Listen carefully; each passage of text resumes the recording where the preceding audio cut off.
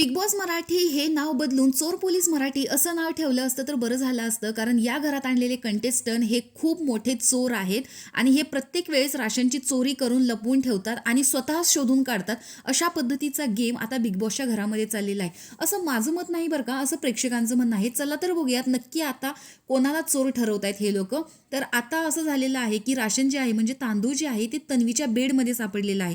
मागच्या वेळेस ज्यावेळेस अंडी चोरीला गेली त्यावेळेस तन्वीचं क्लिअर स्टेटमेंट असं होतं की जर पुन्हा चोरी झाली आणि ती जर आपल्या नावावर घातली तर असं होऊ शकतं, पण ती व्यक्ती जी आहे मेन त्याने चोरलेलीच नसणार, जसं आयुषच्या बाबतीत झालेलं होतं. मग कोणीही काही लपवून एखाद्याच्या बॅगमध्ये बेडमध्ये ठेवू शकतं. याचा अर्थ असा नाही की ज्याच्या ह्याच्यामध्ये लपवलेलं आहे तो स्वतः चोर आहे. कोणीही लपवू शकतं. तर मागच्या वेळेसची जी चोरी आहे जसं चावी चोर, अंडी चोर या गोष्टी विशाल, रुचिता आणि अनुश्री या तिघांनी केलेल्या आहेत. तसंच हे सुद्धा असू शकतं की तन्वीच्या बॅगमध्ये किंवा बेडमध्ये ही तांदळाची जी पॅकेट आहे ती ठेवलेली जाऊ शकतात. पण आता विशाल आणि रोशन या दोघांनी जाऊन ती शोधून काढलेली आहेत. त्यामुळे घरात राशन नसताना तुम्ही एवढी पॅकेट बेडमध्ये लपवून ठेवता, मग आम्ही काय उपाशी राहायचं का, असं रुचिताचं इथं म्हणणं दिसतं.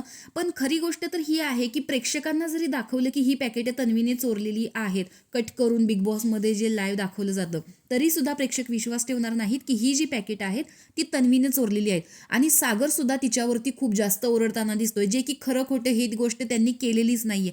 खरे चोर तर तिघजणच आहेत, विशाल असेल, अनुश्री आणि रुचिता. या तिघांव्यतिरिक्त घरामध्ये चोरी करून काहीतरी कोणी खाईल किंवा बेडमध्ये लपवून ठेवील अशी वृत्ती कोणाचीही नाहीये.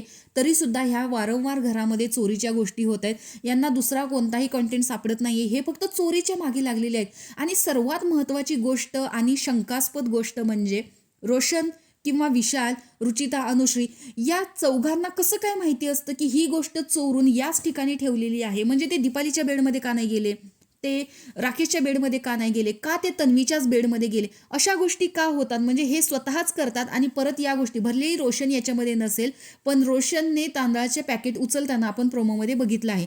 तर इथे तन्वीचं स्पष्ट म्हणणं आहे की मी वैतागली आहे, मी चोरी केलेली नाहीये, मला हा शोच करायचा नाहीये. तर अशा पद्धतीच्या घरामध्ये गोष्टी होताना दिसत आहेत.